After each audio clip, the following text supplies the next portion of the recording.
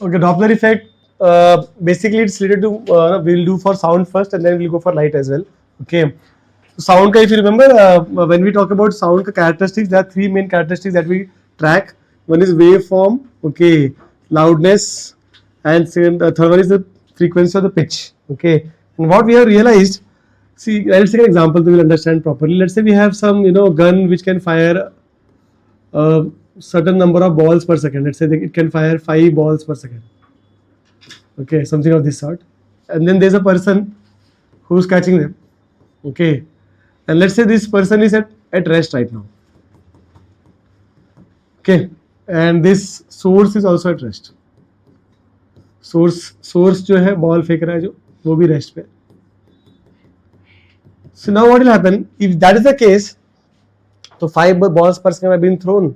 So the person will receive 5 balls per second, right? That is fine. Okay. But what happens if the guy starts moving towards the source?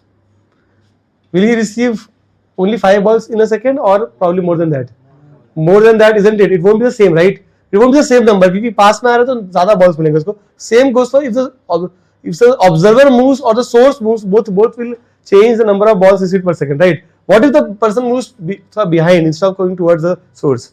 Again, the number may change, isn't it? Okay, that we have to understand कि whenever there is relative motion, okay, between source and observer, whether a source moves, whether observer moves, or both, whenever there is relative motion between source and observer, the frequency which is being emitted by the source and the frequency which is received by the observer, they will be different.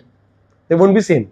Source कुछ और frequency पे काम कर रहा है और observer को जो मिलेगा वो कुछ और frequency होगा. Okay, तो ये जो change in frequency है, okay, at the observer level, that is Doppler effect. So the Doppler effect will come into picture whenever there is relative motion. Relative motion हुआ तो you have to think there is a change in frequency, change in observed frequency actually, change in observed frequency, and this effect is called as Doppler's effect. Or get the point? Okay, and we have to understand how this will work in case of sound. Let's take a case. Let's say we have a source of sound, okay, which emits f frequency या f naught frequency, f hertz per second. Sorry, f hertz का frequency दे रहा है ये. And let's say there is an observer here. यहाँ पे कोई observer है, okay, observer, and let's say velocity of sound is some v. Okay. Let's take a case where let's say source is moving towards observer with some velocity vs. है ना? तो observer stationary है, but जो source है वो observer की तरफ आ रहा है.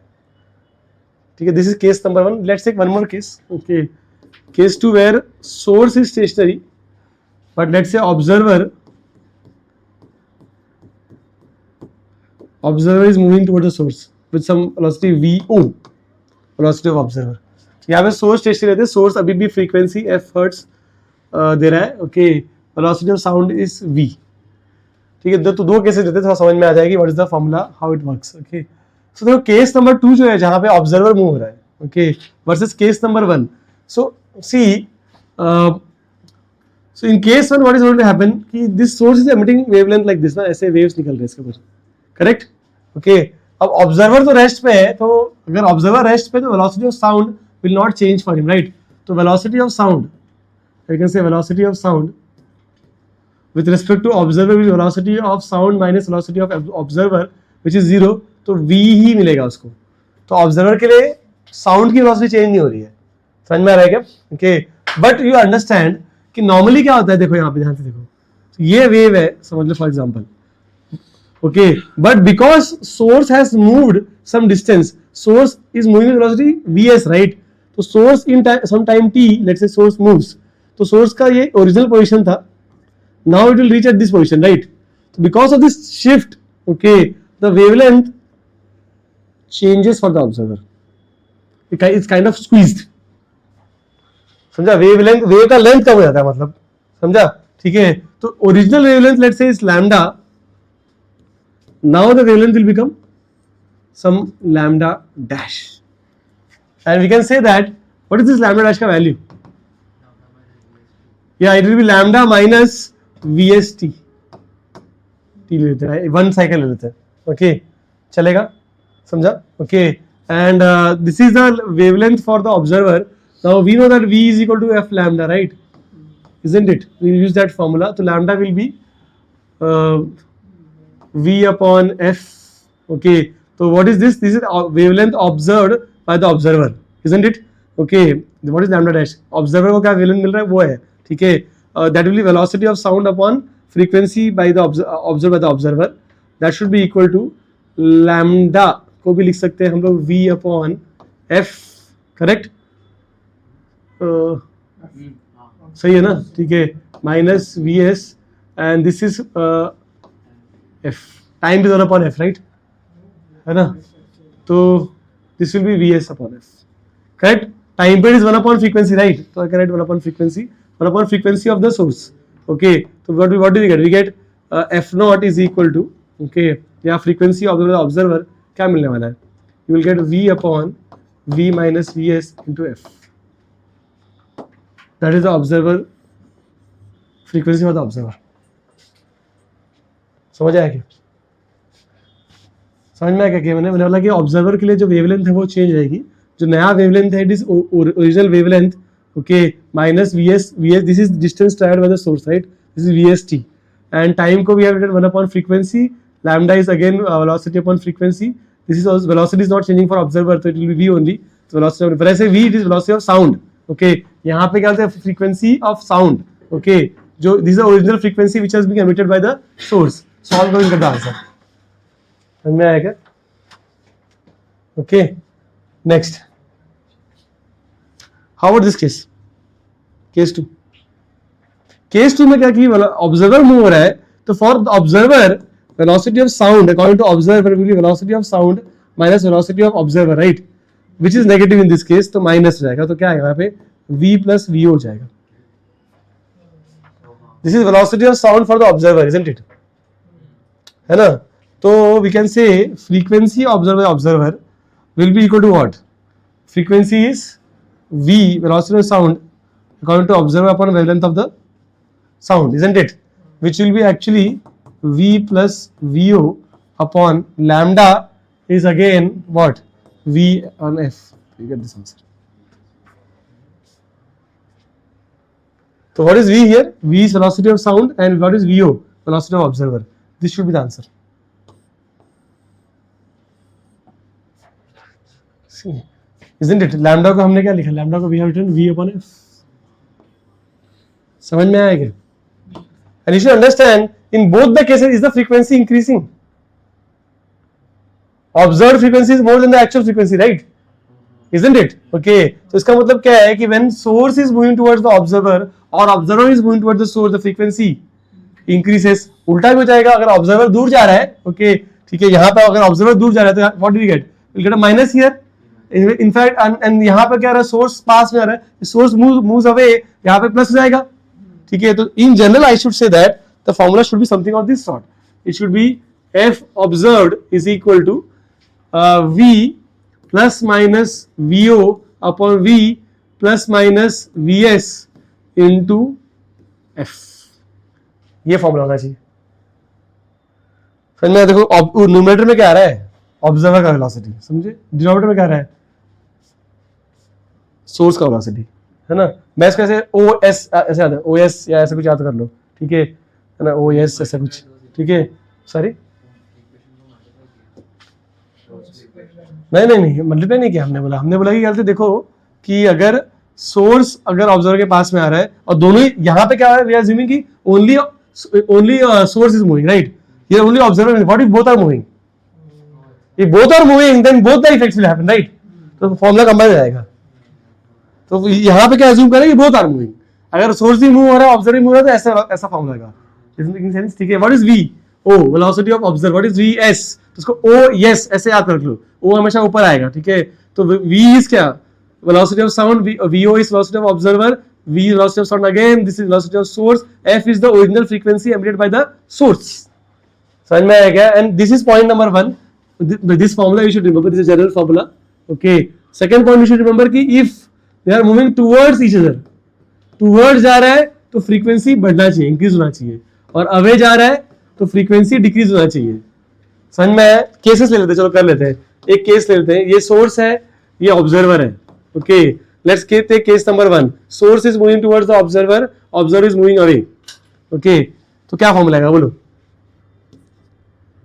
क्या आएगा, सोर्स इज मूविंग टूवर्ड्स, तो फ्रीक्वेंसी हैज टू इंक्रीज, तो फ्रीक्वेंसी इंक्रीज होने के लिए सोर्स के नीचे लिए क्या, source is in the denominator, तो माइनस करेंगे, समझा, v minus we s, observer is moving away, ठीक है, मूविंग अवे तो वो फ्रीक्वेंसी को डिक्रीज कराएगा, समझा क्या, अगर पास में आ रहा है तो फ्रीक्वेंसी इंक्रीज कराएगा, दूर जा रहा है तो फ्रीक्वेंसी डिक्रीज कराएगा, तो ऑब्जर्वर न्यूमरेटर में बैठा है तो डिक्रीज करा रहा है तो क्या करना पड़ेगा, minus v u into f.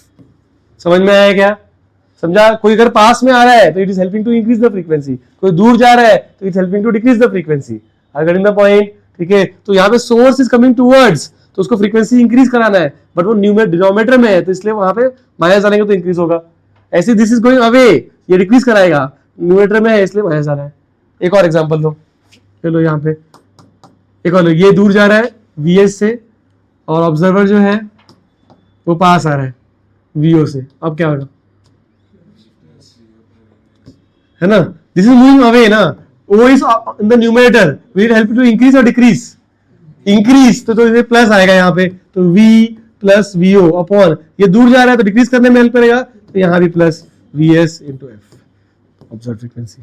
समझ में आया, और एक केस ले लो, क्या ले लिया हमने, ये पास में आ रहा है, ये दूर जा रहा है, ये दोनों दूर जा रहे हैं, देखो अभी ये भी दोनों पास में आ रहे हैं, वी एस वीओ क्या आएगा बोलो, हाँ ये पास में आ रहा है, यही पास में आ रहा है, तो न्यूमरेटर में क्या पास में आ रहा है तो इंक्रीज कराने में हेल्प करेगा, तो v प्लस वीओ, और डिनोमिनेटर में अगर इंक्रीज कराना है तो नेगेटिव आना चाहिए, तो यू शुड पुट, और कौन सा केस, दोनों दूर जा रहे हैं, कर ले, बोथ आर मूविंग अवे, फिर क्या आएगा, बोथ आर मूविंग अवे, तो ये vs से जा रहा है, ये vo से जा रहा है, दोनों भी डिक्रीज करने में हेल्प करेंगे, राइट, तो vfo will be equal to what, numerator में अगर डिक्रीज कराना है तो माइनस, है ना, और डिनोमिनेटर में डिक्रीज कराना तो प्लस।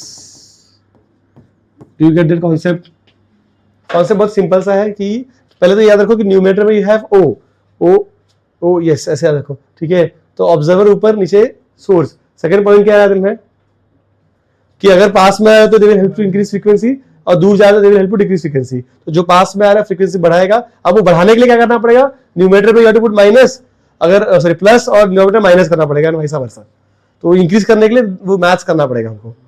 समझ में आया, is it easy, are you able to understand this. अभी एग्जांपल्स ले लेते हैं, थोड़ा सम्स देख लेते हैं, ठीक है, एक दो सम्स तुम भी करोगे।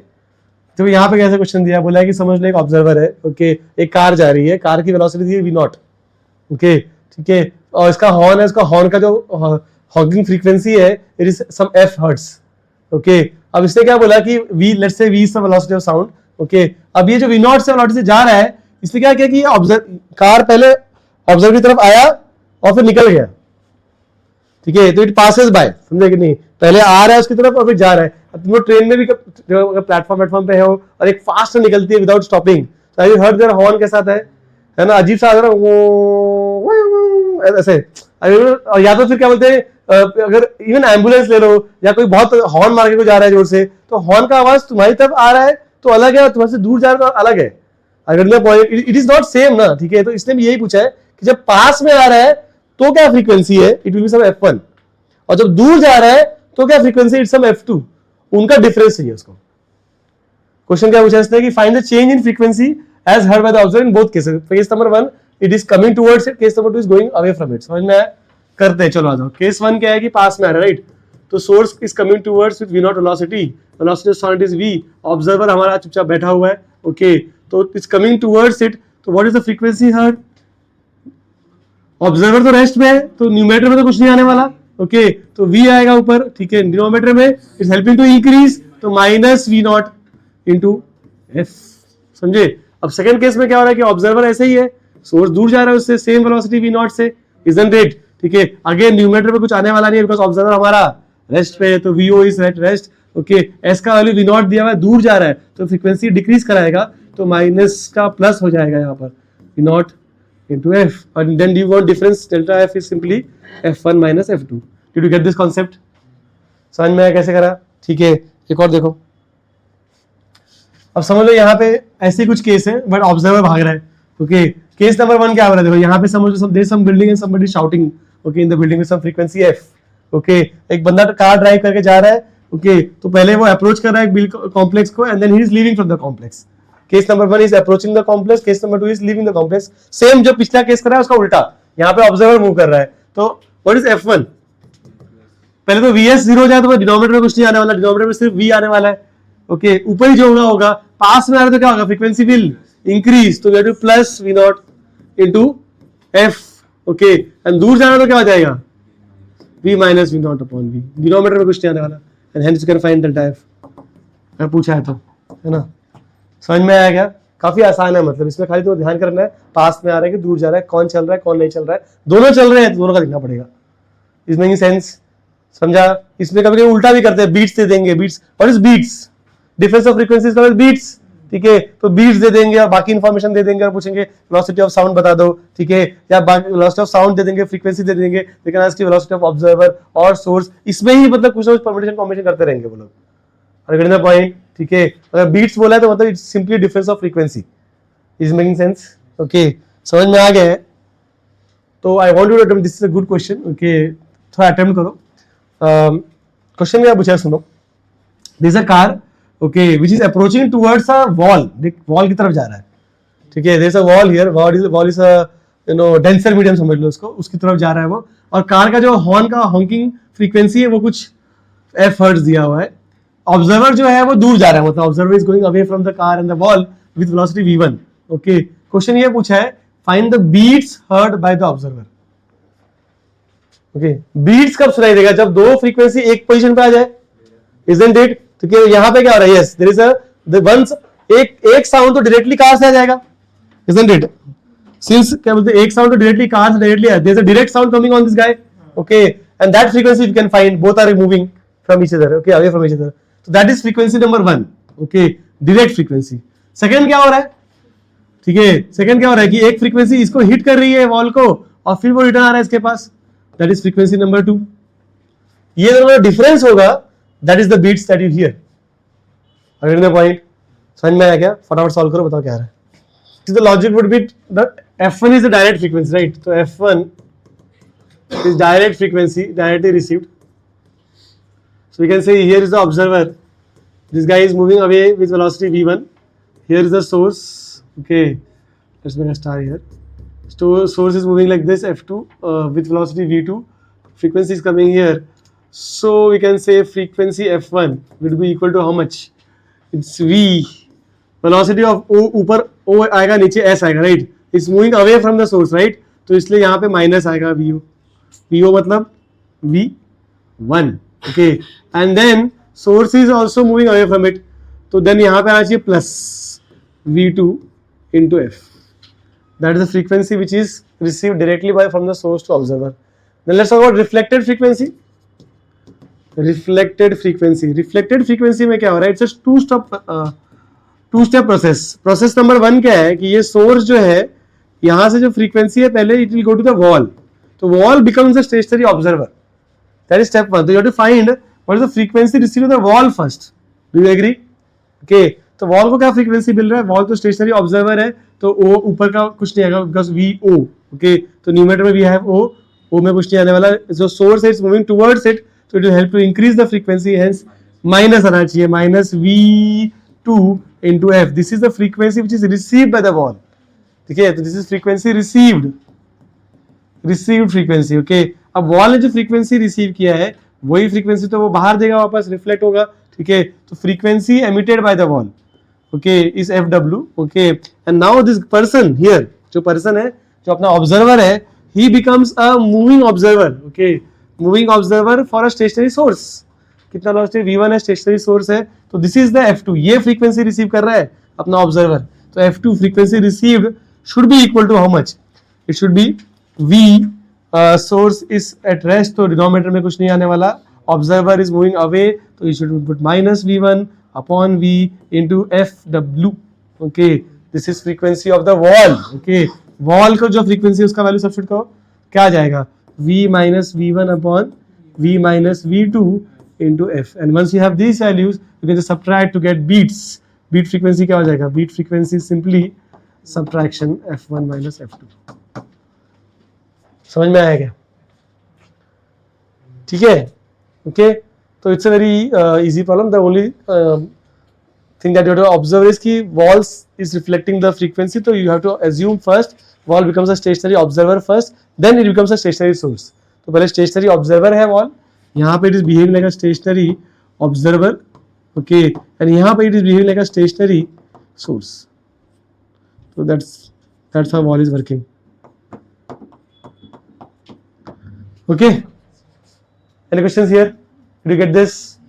ये एक और क्वेश्चन देखो, थोड़ा अलग के क्वेश्चन देखते हैं, थोड़ा ऑब्लिक केसेस देखते हैं हम लोग, ठीक है.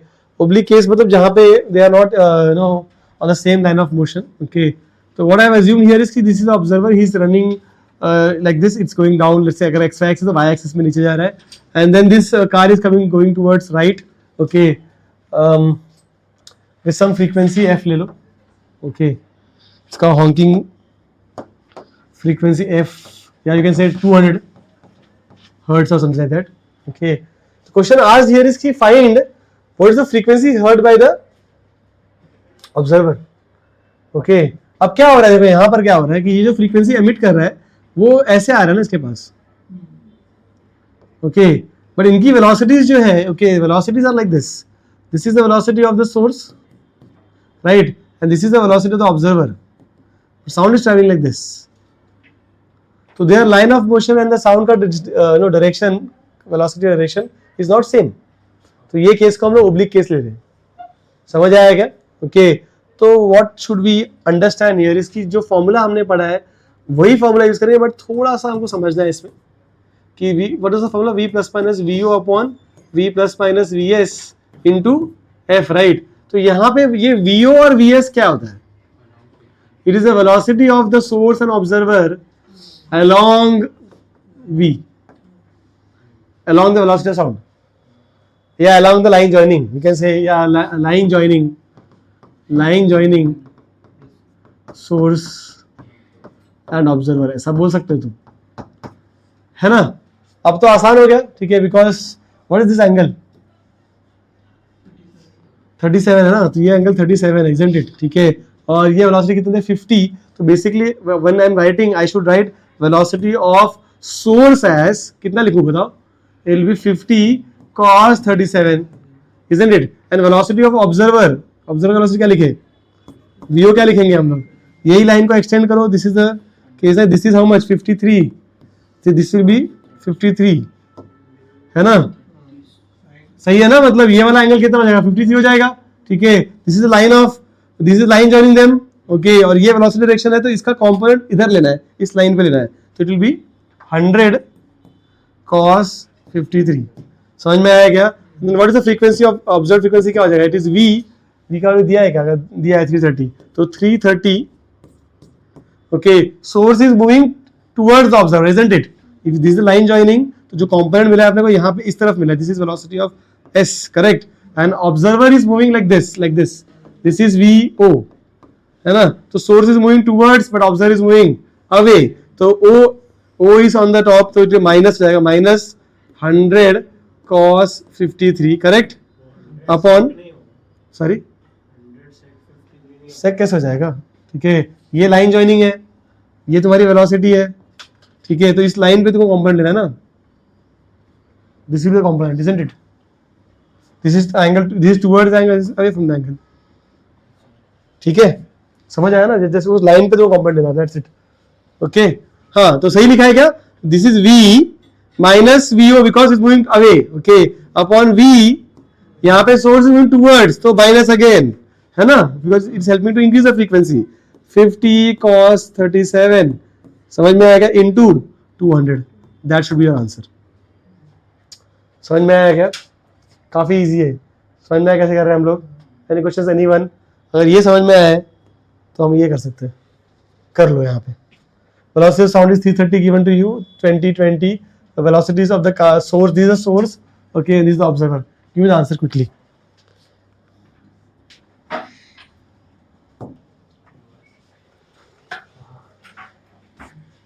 So this is easy, right? What we can say, this is our source here and this is the observer. यहाँ पर हमारा observer है, ठीक है, join the line. So we know that this angle has to be 45 degrees, isn't it? Because 2020, so this triangle will result into a isosceles triangle 90 degree वाला, तो 45 degree हो जाएगा यहाँ पर. एंड ये वाला वेलोसिटी कितना दिया हमको, this is 10√2 which means this velocity here, velocity of our source should be 10√2. it's going towards, तो 10 हो जाएगा right, 10 meters per second towards the observer. How about this guy, observer का क्या हो रहा है, ऑब्जर्वर का वेलोसिटी यहाँ पर दिया है हमको कितना 20√2 which means on this line if I take the component it will be 20, it's going away. ठीक, एंड तो we can write FO is equal to what, वही सेम फंडा जो पहले आया था ओके कि V is how much 330 minus source is going away is going, अच्छा ये अवे जा रहा है, ऑब्जर्वर ऊपर आता है राइट, तो observer is going away, away है तो माइनस लिखेंगे ऊपर 20 upon source is going towards, तो again minus 330 minus 10 into 200 degrees. तो यू गेट द आंसर, यहाँ पे जो भी आंसर आएगा वो तुम्हारा आंसर है. ठीक है, ये तो आसान है, ये वाला सम देखो. Okay, so look at this question very carefully and it's a very nice sum, okay, because the others next sum that I'm going to give is based on this concept. Okay, see यहाँ पे क्या हो रहा है कि car is going at 50 meter per second and it is honking at some frequency 200. Okay, and eventually is going to reach at point O. That's what the diagram tells me. Left से right जा रहा है. Okay, velocity of sound is 300 meters per second. Okay, और ये जो observer है यहाँ पे खड़ा है कहीं तो दूर खड़ा है 200 मीटर पे. It's not a small distance, it's a large distance. जब वेलोसिटी ऑफ साउंड से कंपेयर करेंगे अगर हम लोग, ठीक है, तो साउंड को ट्रैवल करना अगर O से लेके पॉइंट O से ऑब्जर्वर तक अगर आना है इसको, ओके, तो it will take how much time. अगर मुझे क्या बोलते हैं पॉइंट O टू ऑब्जर्वर आना है तो it takes velocity time is distance upon speed, distance upon speed is 2/3. It is a considerable time. समझ में आ रहा है, मतलब साउंड को यहां से यहां आने को टाइम लगेगा, बट लाइट को आने को टाइम लगेगा क्या, light is very fast. Makes sense? It's like that effect that we have in thunder. समझ में आ गया कि लाइटनिंग आ गया, थंडर आ ही रहा है, आवाज आ ही रहा है, क्योंकि इसको टाइम लग रहा है अपने पास आने के लिए. समझ में आ गया, तो साउंड को आने को टाइम लगेगा बट लाइट को आने को टाइम लगेगा क्या. तो जिस इंस्टेंट मुझे दिख रहा है, जब मैं इसको देख रहा हूं, समझ ले ऑब्जर्वर ने देखा कि कार O पे है और वो कुछ जो सुन रहा है वो, ठीक है, when he is looking at O, let's say he finds, observer का ऐसा हो गया कि ये ऑब्जर्वर है और यहाँ पे O पे कार आ गई.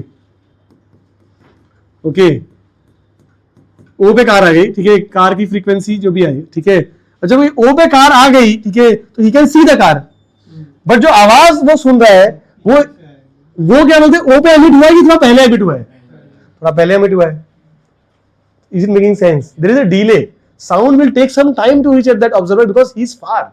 समझ में आ रहा है क्या? तो यहाँ पे पहुंचने टाइम लग रहा है, तो हम जब O पे देख रहे हैं उसको और जो आवाज सुनाई दे रही है वो O पे नहीं इमिट हुआ है, वो तो कहीं पहले एमिट हुआ है. समझ में आ रहा है क्या? Are you getting the point? To understand this concept. ठीक है, तो कितना पहले टी टाइम लेते हैं. तो लेट्स से जो साउंड ये सुन रहा है, let's assume that frequency heard, okay, was emitted t time before. Okay, t time before, t seconds before.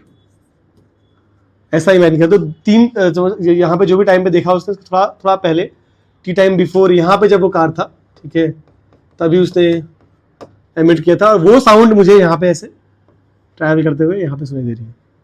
Isn't it?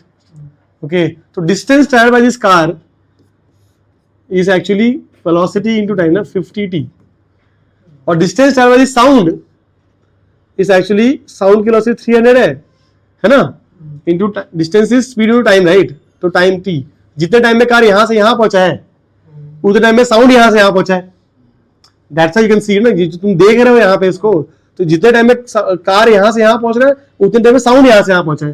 ठीक है, and he can see the car but he is hearing the sound which is emitted before. Correct. Okay, तो we know that this distance is 50t. Okay, this distance is 200, yes. Okay, and this is how much 300t. तो क्या ये तो पूरा distance ही है, तो Pythagoras theorem लगा सकते हैं. क्या आ जाएगा बोलो, 300t स्क्वायर है ना plus 50 is equal to 50t square plus 200 square. Can we solve to get the value of t? ठीक है ना, तो t मिल जाएगा इससे. ओके, एंड कितने टाइम पहले था वो निकाल सकते हैं. और फ्रीक्वेंसी अगर पूछा है हर बार when he sees the car, frequency क्या होगा बताओ. फ्रीक्वेंसी कैसे, यहां से t निकाल लो, एक बार टी मिल गया तो ये थीटा भी निकाल सकते हैं हम लोग, ठीक है। तो you have to find T and theta by the triangle property, है ना। अगर एक बार ये मिल गया, थीटा भी मिल गया, तो जो फ्रीक्वेंसी चाहिए, अगर frequency heard by the observer, that would be how much, that would be actually this velocity, this is source, right? Source का velocity is 50 here, so I have to take component in this side is moving towards it. Observer is on the observer rest पे, right? तो v तो ऐसे रहेगा, v will be 300 only upon source comes in the denominator and is going towards it, will help to increase, that means minus 50 cos theta, theta we have to find from the triangle, वो हमको ढूंढना पड़ेगा, into the frequency which is limited 200.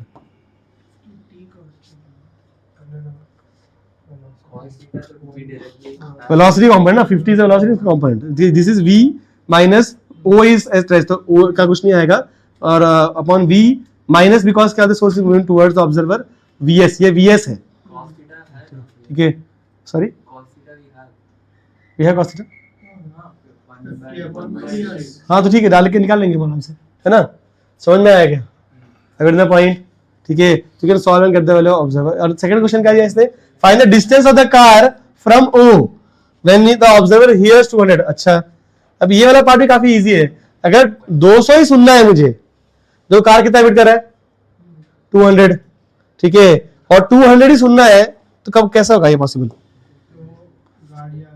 मतलब देखो यहाँ पे observer है, car यहाँ पे, भाई साहब यहाँ पे, अगर वो 200 एमिट कर रहा है, तो बाकी सब केस में क्या हो रहा है कि ऑलवेज है कंपोनेंट ऑफ सम, जैसे at any point you take, whether it is approaching point O, okay, और it is leaving point O, हर केस में क्या हो रहा है कि कोई ना कोई कंपोनेंट मिलेगा Vs का, है ना, ठीक है। यहां भी कोई ना कोई कंपोनेंट मिलेगा Vs का, right, on this line,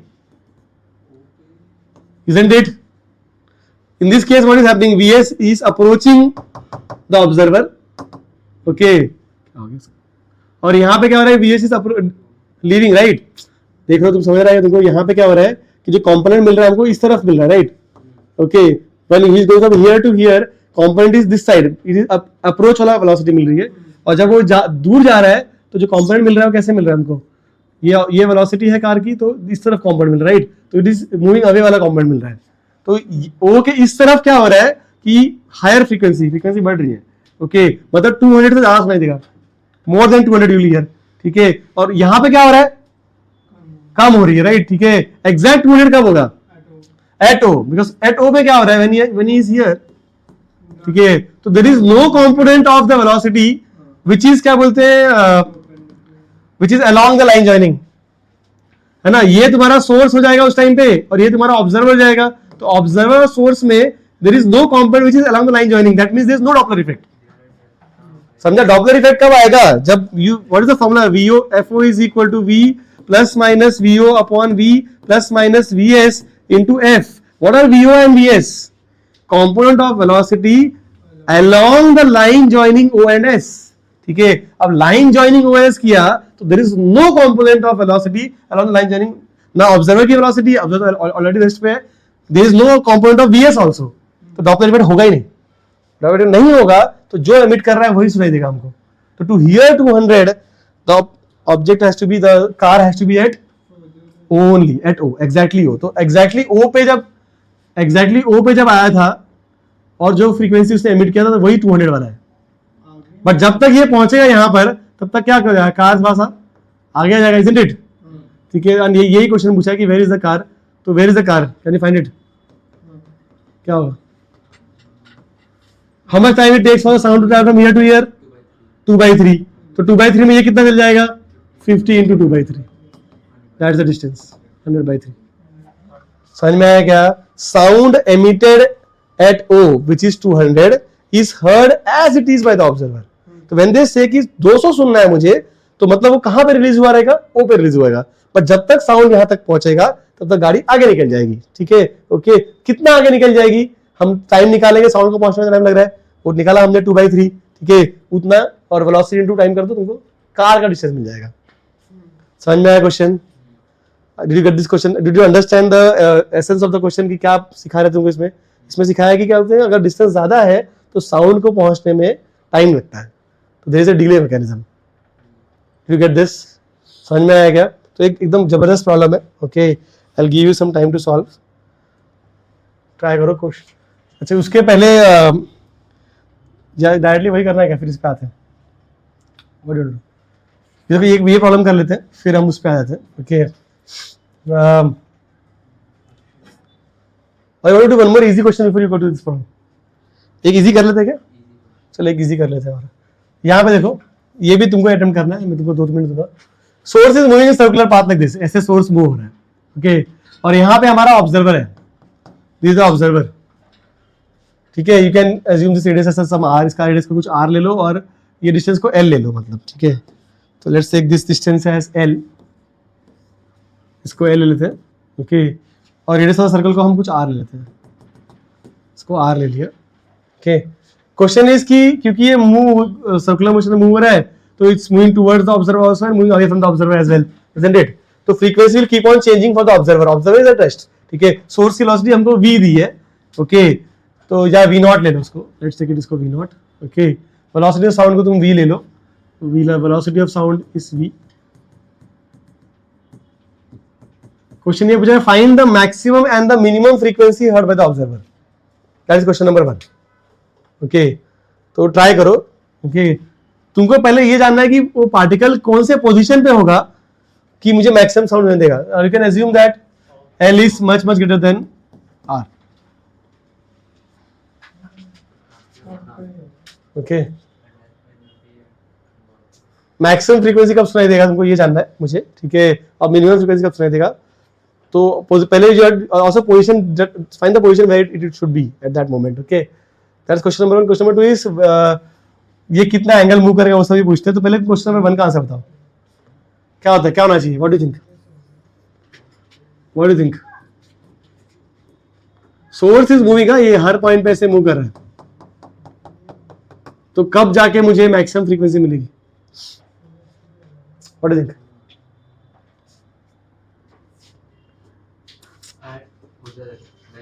See, what you should do is you draw a tangent, isn't it? ये जो tangent draw करोगे यहाँ पे, I think the source is here. source जब यहाँ पे होगा तब ऐसा होना चाहिए कि this velocity should point towards the observer, isn't it? है ना, जब velocity observer की तरफ point कर रहा है उस टाइम पे we can say that like this is the velocity of the source v0. जब वो observer की तरफ point कर रहा है, then that is the moment where you hear the max frequency. And when it is like this, ऐसे situation है. Okay, जब velocity is pointing exactly away from him, line joining के away है, तो उस time पे you get minimum frequency. This is the situation of minimum frequency and this is the situation of maximum frequency. That's the position, isn't it? Okay, तो ये निकाल सकते हैं, कोई बड़ी बात नहीं है. यू नो द वेलोसिटी का पूरा complete component of velocity is around this, है ना. मैक्सिमम फ्रीक्वेंसी कब आएगा? जब v, बिकॉज देखो मैक्सिमम फ्रीक्वेंसी का फॉर्मूला देखो क्या है. हमारा फॉर्मूला है v plus minus VO upon v minus plus vs into f ना. ये फॉर्मूला है हमारा. ठीक है, अब इसमें हमारा ऑब्जर्वर तो रेस्ट में, तो इसको हटा दो. It's the vs which is governing. ठीक है, अब vs का ये वाला वैल्यू जब लीस्ट होगा, ठीक है, ओके, मतलब ये पूरा वैल्यू जब लीस्ट होगा, ओके, जब टुवर्ड्स की कैसे मैक्स फ्रीक्वेंसी में क्या होगा? मैक्स फ्रीक्वेंसी के लिए क्या होना चाहिए कि ये वैल्यू लीस्ट होना चाहिए. ये वैल्यू लीस्ट कब होगा? जब v माइनस वीएस होगा तब होगा. ठीक है, और v माइनस वीएस भी जब करना है तुमको, इसको लीस्ट करना है, तो vs मैक्स होना चाहिए, isn't it? For this value to be least, v minus VS को लीस्ट होने के लिए हमको मैक्सिमम सब्ट्रैक्शन करना पड़ेगा, तो vs has to be max. ठीक है, vs मैक्स का मतलब क्या बोल रहा है कि कंपोनेंट ऑफ सोर्स का velocity along the line should be max. वो कब होगा? जब पूरी वेलोसिटी अलोंग द लाइन होगा. समझ में आ रहा है कि बाउंसर क्या है? समझा क्या? ठीक है, for vs to be max, what is vs? Component of source का velocity along the line during when the entire velocity is along the line during, that is the maximum value possible, isn't it? ठीक है, बाकी कोई भी condition लोगे तो कुछ component लेना पड़ेगा, कंपोनेंट का वैल्यू तो हमसे कम ही होता है. समझ में आया क्या? तो यही कंडीशन सबसे मैक्सिमम, इसलिए मैंने बोला कि ये वाला कंडीशन प्रॉपर है. एंड सेम गोस फॉर उल्टा, for f to be minimum this value has to be max, मतलब ये मैक्सिमम होना चाहिए, तो v प्लस vs होना चाहिए. ये भी कब मैक्सिमम होगा? जब ये कंपोनेंट सबसे मैक्सिमम होगा, व्हिच इज दिस केस. समझ में आया क्या? तो ये तुमको समझने की जरूरत है, तो that can always find. Okay, तो what is the maximum frequency? यहाँ पे you put v0, that's it, है ना. v0 डालो, यहाँ पे v0 डाल दो, आंसर आ जाएगा. That was easy part. F max is how much? It is V minus V naught into F, and F min क्या होगा? V plus V naught into S. अब इसमें और भी क्वेश्चन पूछ लेते हैं, जैसे वो ये पूछते हैं कि जब तक साउंड यहां से यहां पहुंचेगा तब तक source has moved certain angle, ठीक है? तो देखना ask you this question also कि कितना एंगल मूव कर गया वो, ठीक है? कि साउंड, ये साउंड जो एमिट हुआ है, okay, sound is emitted at this point but it has to take some time to reach the observer पहुंचने में थोड़ा टाइम लग जाएगा, राइट? तो वो पूछते हैं कि कितना टाइम लगेगा या कितना एंगल ये मूव हो जाएगा तब तक। तो समझ लो यहाँ पे सोर्स था पहले, अब वो यहाँ पहुंच गया है, तो let's say angle moved by the source is some alpha, है ना? ठीक है। और this triangle if you so notice, so this distance is L, this is R, this will be root of L square minus R square, है ना? तो distance travel by sound कितना है? तो we know distance time taken by sound to reach from here to here will be distance upon speed of sound which is v, isn't it? है ना?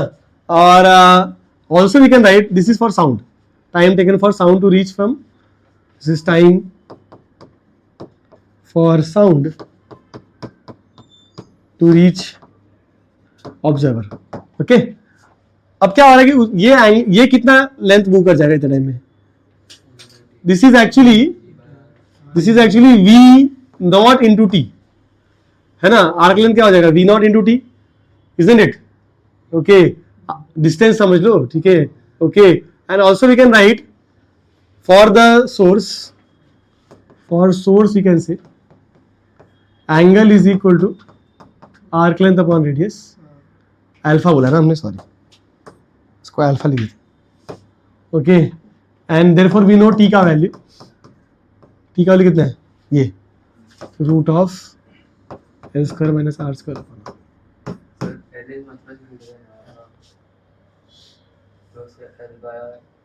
बाद में अप्रोक्सीमेशन वगैरह कर सकते हैं अगर जरूरत पड़े तो, ठीक है? Okay, is making sense? We can do the approximation also later, but I hope you understood this part. समझ में आया क्या? Okay, तो this was the easy problem. Actually इतना भी tough नहीं था, ये वाला part easy था, second part में थोड़ा सा calculation है. Okay, I hope you got this. Any questions here? ये problem में कुछ out है क्या? Any questions here? You understood? Maximum frequency कब आएगा? Minimum frequency कब आएगा?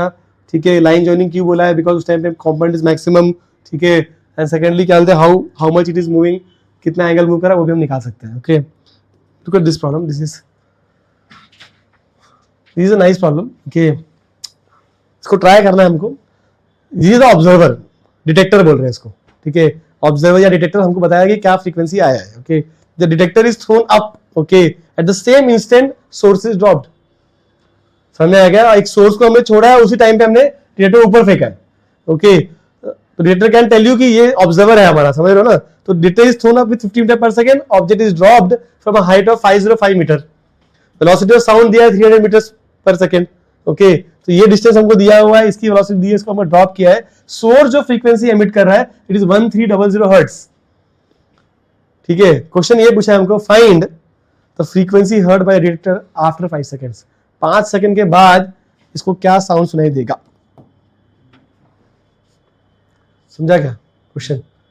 You get it? यहाँ पे बोथ आर मूविंग, ठीक है? Both are moving, okay? Distance is large, तो यहाँ पे हमको वो डिले वाला फंडा रखना पड़ेगा, ठीक है? तो जो ये सुनने वाला है 5 सेकंड के बाद, वो 5 सेकंड पे नहीं आया है, थोड़ा पहले आया है, isn't it? Okay, so that you have to consider and you try solving it and see what you are getting. Let's try to understand this problem. See, one thing is for sure, okay? Frequency चाहिए 5 second ना, तो इतना तो पता है हमको कि जो frequency will the observer will hear, it will be V. Source is moving towards the observer, right? And observer is also moving towards the source. तो V plus VO होना चाहिए upon V minus VS into F. F is 1300, isn't it? Now what is this? What is VO? It is the velocity of the observer when he hears the sound. है कि नहीं, बराबर ना, ठीक है। तो वो सुनाई, उसको सुनाई कब दे रहा है, 5th सेकंड पे, राइट। तो 5th सेकंड में यहाँ पे कहीं होगा अपना ऑब्जर्वर, जो ऑब्जर्वर है वो यहाँ पे कहीं होना चाहिए, ओके। तो what is the velocity of the observer, okay, at this moment it is, what is the formula will use, ut plus half at square, ut ut minus half a t square, ठीक है। ओ sorry, क्या गया, velocity चाहिए ना, my bad. तो u minus at है ना, तो u is 50 minus gt, g is 10 into 5 which is 0 actually, wow nice। तो ऑब्जर्वर रेस्ट पे आ जा रहा है, तो बहुत अच्छा है, ये वाला टर्म चला गया, okay. What is the distance covered by the observer in this time, distance है s is equal to ut plus half addition कर लो, तो 50 into t minus half into 5 into gt square, 10 into 5 square, correct. तो what do you get यहाँ पे, for 250 minus 125 ना, तो 125 metre, तो this is 125, okay. Similarly we know that की सोर्स ये क्या है, this is velocity of observer, ठीक है, velocity of observer when he hears it, which happens to be 0 in this case, we found it to be 0, तो vo हमको 0 मिला है, ओके। vs क्या है, velocity of the source, velocity of the source when the sound was emitted, isn't it? देखो, we understand one fact that कि whatever this observer is hearing right now, it was not emitted when the source was here, let's say t equal to 5 पे source यहाँ पे, source ये observer, तो t अगर t equal to 5 है source यहाँ पे, तो उसने साउंड यहाँ पे एमिट नहीं किया है, समझ में आ गया, उसने थोड़ा पहले यहाँ पे कहीं एमिट किया है, because sound understand there is a delay mechanism here, तो sound was emitted before and we heard it थोड़ा बाद में, समझ में आया क्या। तो लेट्स अज्यूम दैट कि this is, let's call it time as t1 या t जो बोलना है बोलो, ओके। तो एट दिस टाइम t लेते, ठीक है, at this time t sound was emitted, okay. तो साउंड यहाँ पे एमिट हुआ है, और साउंड जैसे एमिट हुआ वो ऐसे आया, फटाफट साउंड एमिट होके और ऑब्जर्वर के पास आ गया, तो sound is travelling this much distance, correct. ये दिस डिस्टेंस ट्रैवल है साउंड, ये साउंड के लिए बनाया मैंने, समझ में आएगा। तो sound travels for how much time, it travels for, ये 5 सेकंड है और ये t टाइम पे एमिट हुआ है, तो time taken by sound is 5 minus t, isn't it. समझ लो 2 सेकंड पे क्या बोलते हैं, उसने एमिट किया, तो 2 सेकंड पे एमिट कर दिया, तो फिर 5वें सेकंड पे क्या बोलते हैं, सुनने वाला है वो, तो साउंड कितना टाइम मिला है ना, तो 5 minus, that means sound travels for how much time, 5 minus t time तक, ओके। तो this distance travelled by sound, distance travelled by sound should be simply speed of sound into time given to him, which is 5 minus t, isn't it? Okay, और देखो, let's talk about this source। तो यहाँ पे source ने क्या बोलते हैं, इसको एमिट किया, राइट, ओके। तो the velocity of source at this moment should be u plus at, right. u कितना है, 0, बिकॉज ड्रॉप किया है हमने, at, तो 10t, isn't it? This is the velocity of the source and distance traveled by source,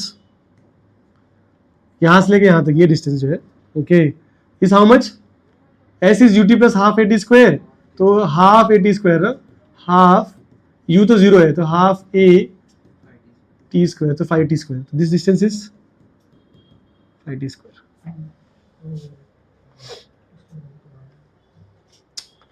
समझ आएगा, is making sense, okay. ये distance 5t square है, और at this distance and at this much velocity this was emitted, okay. तो हमको vs निकालना है, तो vs is basically 10 into t, okay, but we don't know t का value, how do I find t का value, देखो distance, can we say the distance travelled by sound, okay, वो तो हमको पता है, right, is also equal to What is this distance? Is it 505 minus 125 minus 5t square? है ना? Because ये जो distance है वो क्या है? ये पूरा वाइड देखो, ये 505 है, उसमें से ये निकाल दिया और ये निकाल दिया. समझ में आया क्या?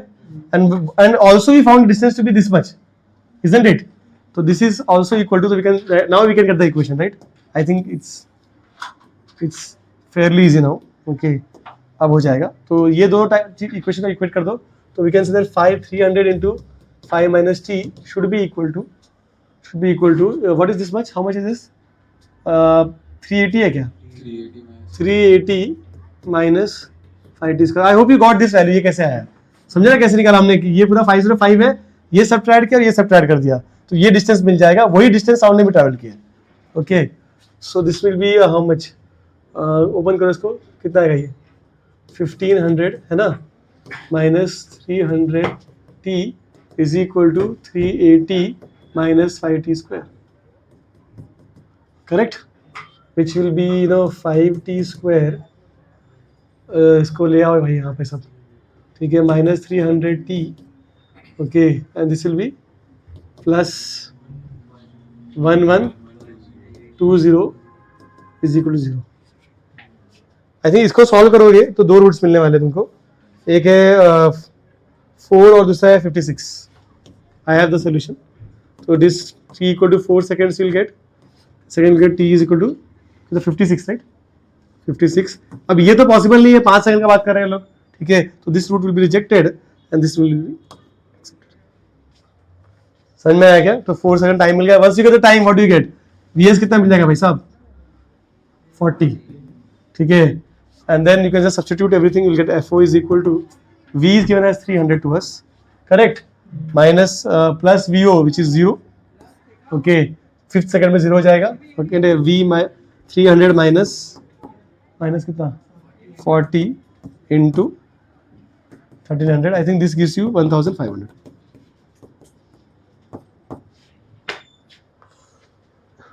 समझ आया कैसे किया हमने? ओके, तो this how you work out with this kind of problems. And थोड़ा challenging, but I don't think मतलब बहुत ज़्यादा टफ भी नहीं है, कर सकते हैं इसको. Any questions? देखो कुछ पूछना तो पूछो, नहीं तो we can move to Doppler effect in light.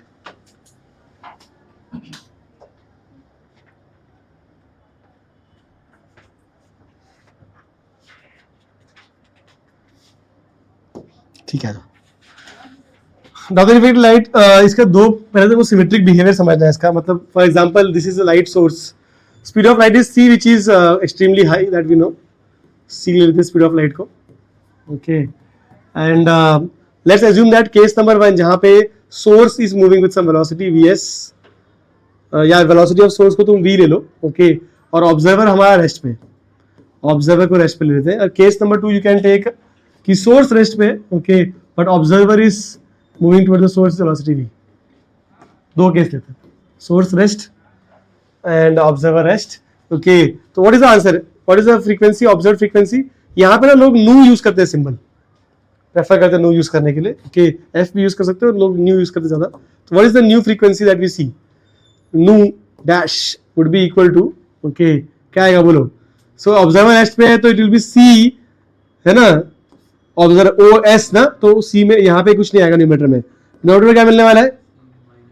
This is moving towards, तो सी माइनस वी हो जाएगा ये, करेक्ट, इनटू नू which the original frequency emitted by the source. Let's say OG frequency सम नू हर्ट्ज, ठीक है.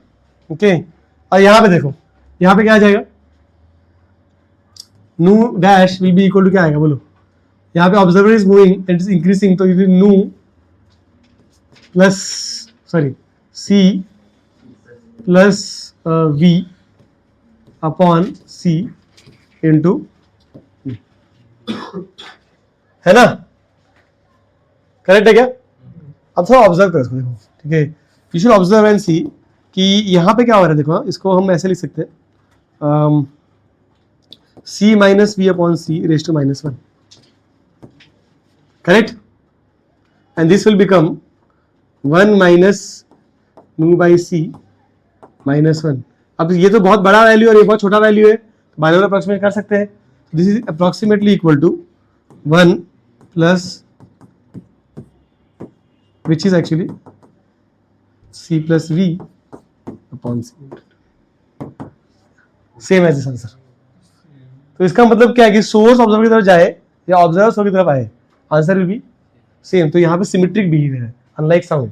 तो unlike sound we can say note unlike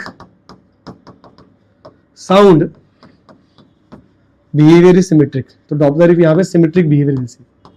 ठीक है, सिमेट्रिक बिहेवियर का मतलब क्या है? Behaviour is symmetric behaviour we see. इसका मतलब क्या होगा कि सोर्स मूव करे या ऑब्जर्वर मूव करे, आंसर हो जाएगा. समझ में आया? Okay, that is point number. Point number 2, if the ones you understood this part, तो इसमें एक फॉर्मूला है जो हमको पढ़ना होता है. ओके, तो फॉर्मूला बहुत ही स्टैंडर्ड फॉर्मूला है. यहाँ पे लेट्स अज्यूम दैट की velocity of source is some v, okay, and it's emitting some frequency, nu frequency emit कर रहा है, समझ लो.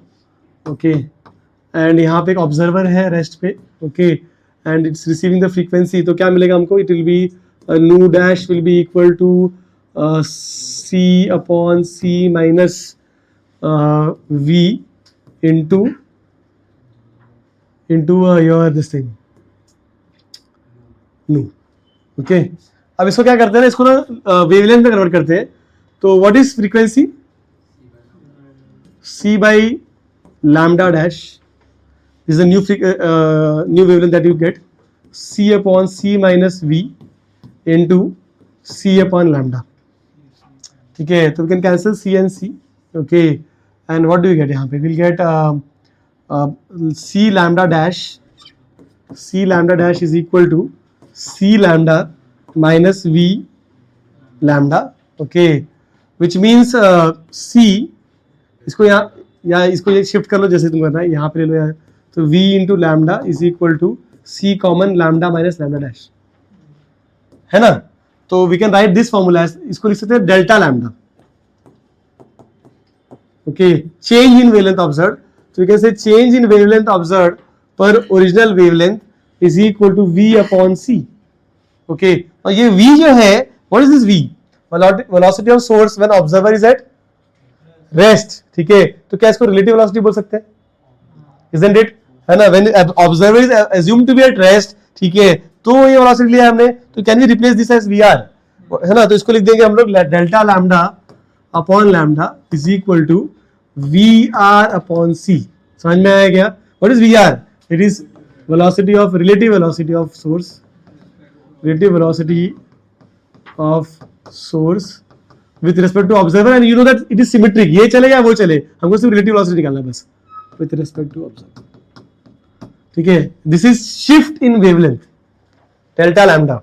और यही पूछते हैं तुमको लाइट के केस में, कितना वेवलेंथ शिफ्ट हो रहा है. This can also be prove to be equal to shift in frequency also. तो ये फॉर्मूला हमको बताना चाहिए, कितना वेवलेंथ शिफ्ट हो रहा है, कितना फ्रीक्वेंसी शिफ्ट हो रहा है. They can always ask once the relative velocity is given, और I can give you how much wavelength is shifting, and I can ask you relative velocity also. Okay, and this is very very important funda, because you should understand कि there is something called red shift, blue shift. Okay, हमने सुना red shift और blue shift सुना है कभी तुमने word? Red shift, blue shift is an application in celestial objects. जो हमको कैसे मालूम पड़ता है कि ऑब्जेक्ट हमसे दूर जा रहा है या पास में आ रहा है, या कितने वेलोसिटी दूर जा रहा है, कितने वेलोसिटी पास आ रहा है. तो हम ये सब फॉर्मूलास को यूज करते हैं वहां पर.